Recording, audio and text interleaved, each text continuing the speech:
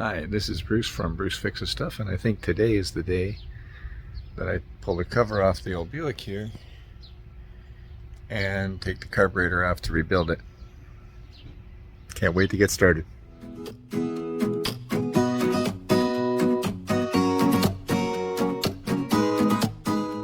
under here is a 73 Buick Centurion convertible. First thing I have to do is unhook the tarp from down here.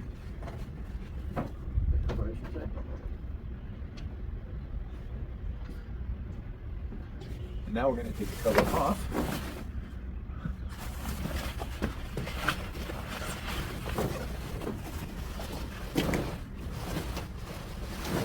I'm going to roll it back.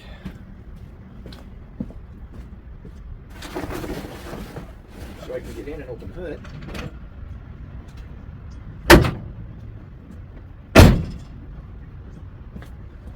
And there's a big old heavy hood.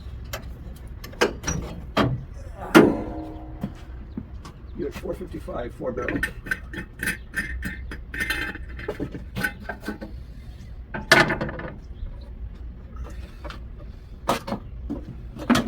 Just going to move the breather out of the way.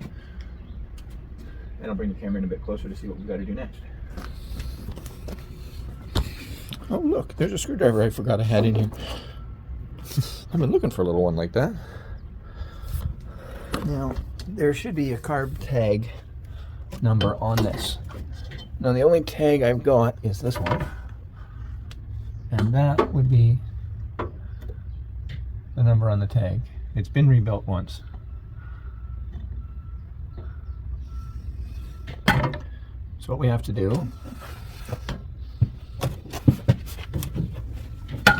is undo these two bolts. There's two more bolts down here, one there and one on that side. Undo any vacuum lines, and I'm just going to take them off and leave them lying right in front of where they were so I know where they go. The throttle linkage just pops off like that. It just clips on, and the spring just clips on, so we're leaving that like that. And then basically undo the fuel line, undo the bolts back there, and this line that goes back there, and that's it. Then it'll come off. This has to come off first, so we need to hold this with a wrench while we unscrew this. Otherwise it's just going to twist on the line, because this kind of locks it in. Keep in mind, when you're working on older cars like this, you have to use imperial sockets and wrenches and stuff instead of metric. Okay, so we're looking for a 1/2-inch socket, not a 13 mil. Although 13 mil is a hair bigger, it will work on most 1/2-inch bolts. You can't always go the other way around because the 1/2-inch is slightly smaller than a 13. But now I've got to find one, and I don't understand why I have such a hard time finding tools. I mean, my socket drawer is so organized. I just don't get it. And it seems like I can find every size except the one I want. So here's a 13 mil. It's close enough. It will work. I'm not going to spend all day looking for a 1/2-inch socket, unless, nope, that's a 12 mil. Yeah, so we're going to go with this. Now, the big wrench for the fuel filter is a 1-inch, and the little one is a 5/8. So we have to hold with the big one, loosen the little one. You will likely get gas. But this car, looking out, this car has been sitting here basically all winter. So chances are pretty slim that there's any gas left in it. But normally you would get some gas coming out of here.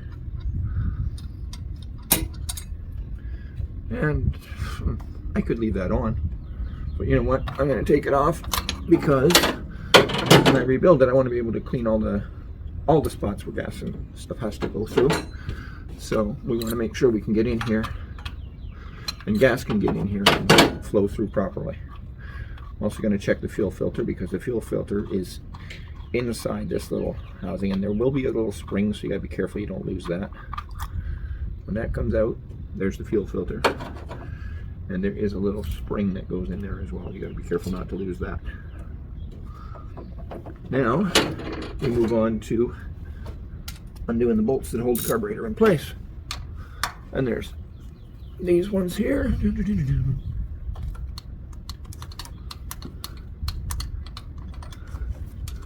This one. Sometimes I find that's easier than doing that.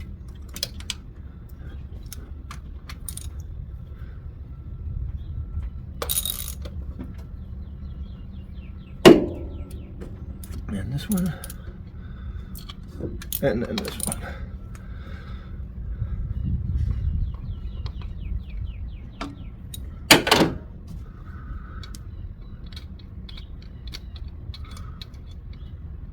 I'm going to take these out. And these old cars have a big area up at the front here where you can store stuff. And they also have an area up here where you can store stuff. Great for that.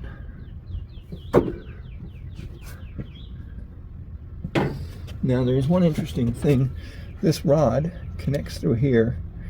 There's a little clip on the inside, so I need some tiny vice grips to pull that out with so that I can take the carburetor off. Otherwise it's going to get hung up on that clip. I'll move the camera closer. There's a little clip right in here. I'm going to grab with these needle nose pliers if I can. And it holds this rod here into the carburetor. Now it's very hard to pull that off with my holding the camera in one hand and holding the pliers in the other. So I'm going to put the camera down and then take that off, and then we'll come back to taking off the carburetor. Now what we're going to do is lift up the carburetor.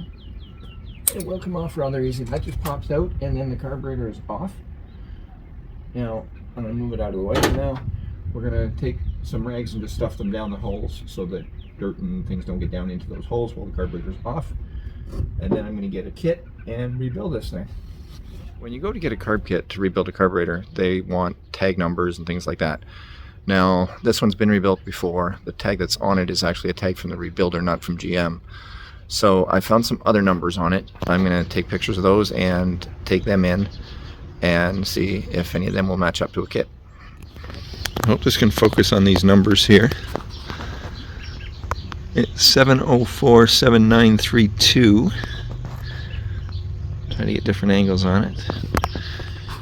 And then up here, there's BP 32712. On this one, there's BP 32747. I do see a number back in here. I'm not sure if the camera's picking it up. And then I said I do. I stuff some rags into the holes. One of the great things about a car this size is that there's tons of room to store your parts under the hood. You can just put that back down there, put the lid back on it. You could even put your tools under the hood if you wanted to, but I'm going to take them away. There is, I know from experience, there is enough clearance space for those little bits to not be interfering with the hood when I shut the hood. But now I can shut the hood down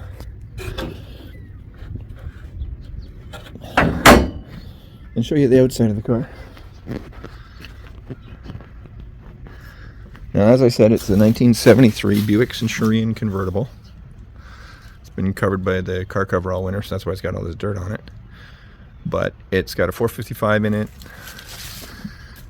convertible top, which will be a future project because I do need to replace that.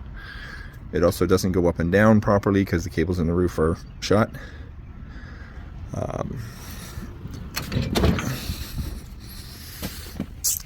Split bench seat, power seat. Now there was an option back in the day. You didn't get that on many cars. You had to get into the luxurious cars to, you know, Buicks, Oldsmobiles, Cadillacs and stuff like that to get the power seats. Some Chevys had them. Tilt steering, power windows. Doesn't have power locks though, but that's okay. You can fit 3 in the front and 3 in the back. And I can't wait to drive it again. Now, tune in to my next video and you'll see the cleaning and reassembly of the carburetor. If you subscribe to the channel, you'll get notified when the new videos come out. So that's the best way to do it. Please hit like and make comments and let me know what you think. If you've got any questions about how to do something, if you want to see anything in more detail, now's the time to comment before I put it all back together, and I can show you how everything works inside. So if you got any comments or any questions or anything, please feel free to put them in the comment section, and we'll come back when we're ready to put it together.